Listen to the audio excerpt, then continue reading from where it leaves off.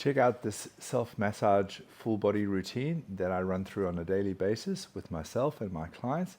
I find this to be a really good way to smooth out the knots and tightness in your muscles, and it's worked for me for the last decade, and I swear by this. I feel that this is an essential bit of self-massage and self-love to give to your body on a daily basis. So if you're feeling sore and tight in certain areas, get onto this routine. Okay, so to start off, we're going to work in the upper trap area. So what we're going to do here is work in the roller, pushing it up at the neck area. Notice how I'm lifting my hips up. I've got my hands behind my head. I'm going to pull my elbows into my ears to expose the upper traps, and we're just rolling up and down in those upper traps, feeling the tension releasing out in that upper neck area. This is an area there where a lot of people get very tight from the nature of sitting down, looking at phones, looking at screens. So how long should you do this for?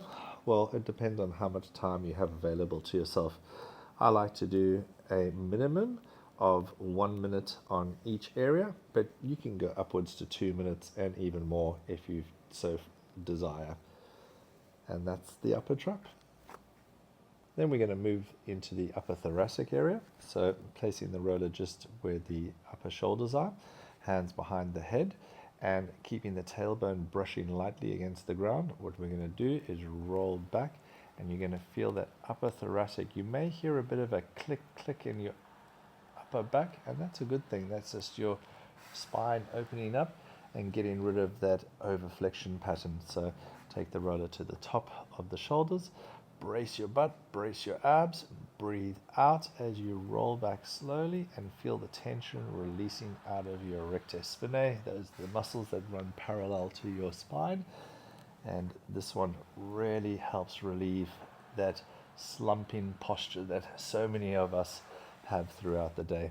So deep breath in, long slow breath out, breathe out all the way out. I prefer doing nose breathing as it calms the nervous system. So close your mouth, breathe in through the nose. Nice and long and slowly. And you're going to come down just below the sternum. One more thing to pay attention to is that when you roll, don't hyperextend the back and get all the extension from your lower back hyperextending. You want to brace your abs a little bit, and then from there you extend back into that upper thoracic roll up. Okay, so from here we're going to go the mid-thoracolumbar junction. So this is the area where your rib cage ends over here, so just where the sternum is. And so the tension here, if you're feeling lumbar pain, lower back pain, this is a good one to release this out. So unlike the others where we extend over the spine, we're now flexing the spine. So flexing the spine and bracing the abs here. You're rolling out into this section just at the lower rib cage area, and you're finding that tension. You can take the roller just a little bit down, and you should feel that releasing out that lower back tension. So if you are feeling lower back tension or lower back pain, this is a really good release to alleviate that hyperextension pain where the back goes into too much extension and causes the lower back to jam up and go into almost like a spasm. So releasing out this area over here really does help with that. Next area we're going to look at is the back of the shoulder blade. So I'm going to turn around and give you a back view of what's going on here.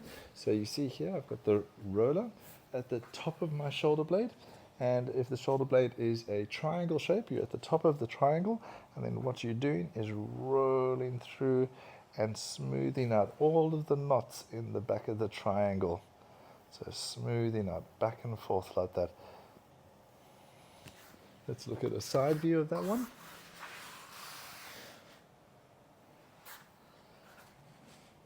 Roller at the top of the shoulder blade. I like to lift the hips up so I can get a little bit more pressure through the back of the shoulders. If you don't want so much pressure, you can just keep your hips gliding along the ground. But we're going to work and search out all the knots in the back of the shoulder blade. The next movement we're going to move into is the lats. So you're placing the roller right here where the armpit junction is, just to the side where the lats come down to the side. So you're going to place the arm above your head and you're going to roll up the side of your lats and feeling the knots in there. As you're rolling up the side here, it's a good idea to try get as much overhead mobility as you can. So you bring your arm up and back, gaining that overhead mobility and loosening out all of that tightness that comes into the teres major, teres minor, right next to the armpit area here, and moving up and down to the side. So let's look at a different angle of that one.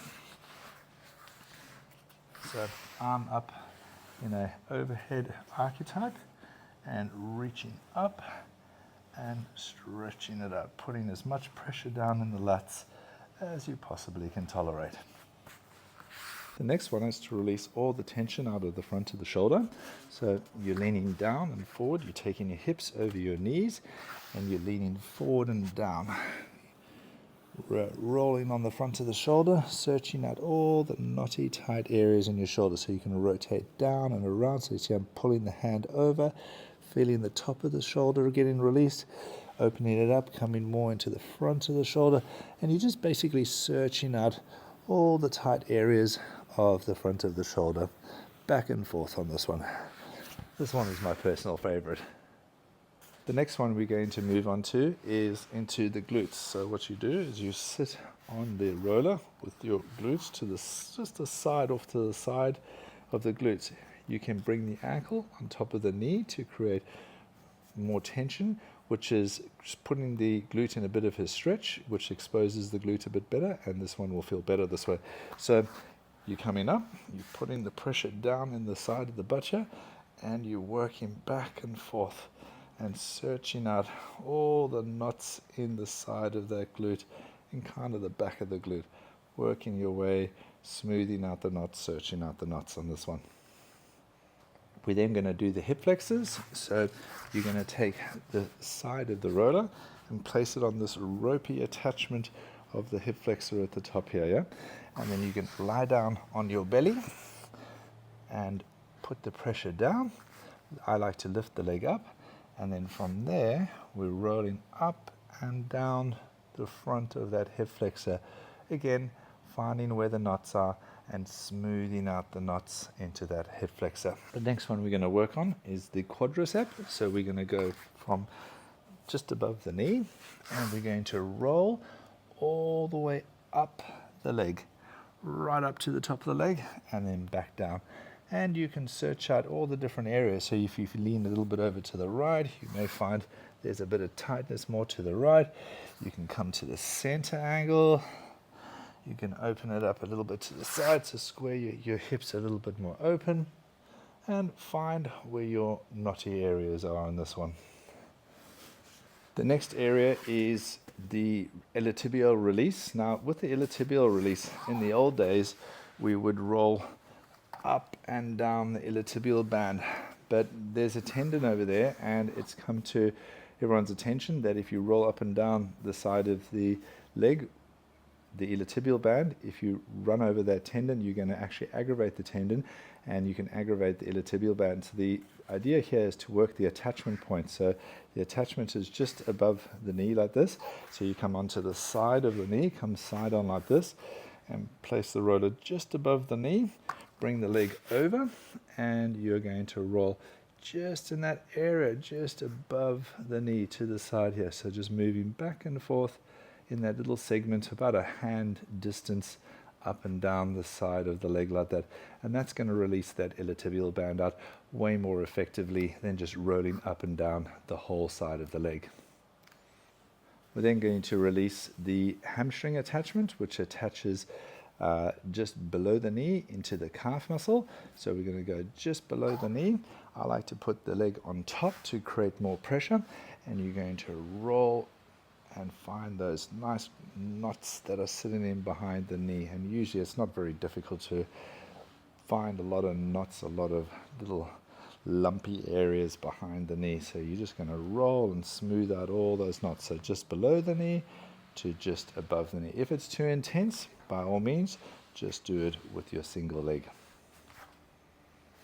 We're then working into the calf muscle area, so we're going to start off at the bottom of the calf. We're going to work into the soleus area, so just in that area over there, and you can move it back and forth and searching left and right. Now, I prefer putting a bit of weight on here, so I'll put my leg on top like that and work it back and forth like this. One thing you want to pay attention to is that when you're doing these releases like this, you are pressing up through your arms quite a lot, so pay attention to that. Make sure you don't cause yourself any shoulder problems if you're not strong enough to hold yourself up with your arms like this.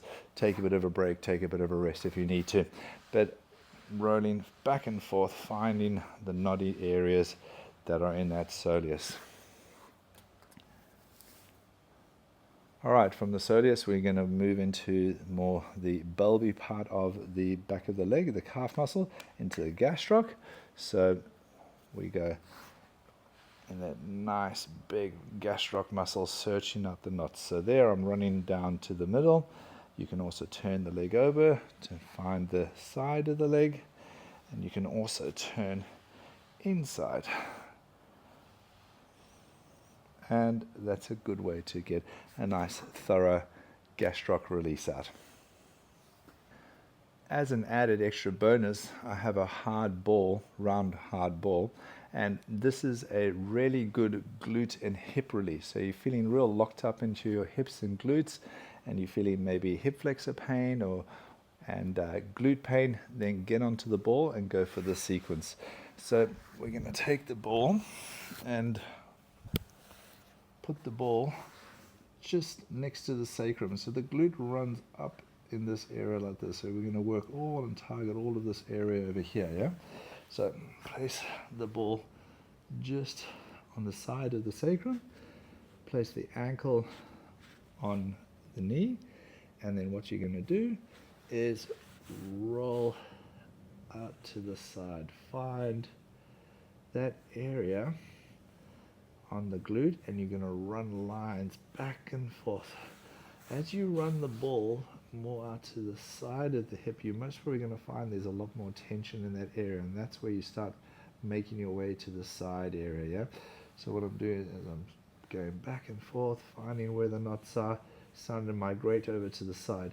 Once you've moved back and forth like that for anything from 1 to 2 minutes, you can then move in to the TFL area, which sits right onto the side of the glute here. You're going to put the ball into that side of that glute slash hip, and you're going to massage out and smooth out the knots in that area there.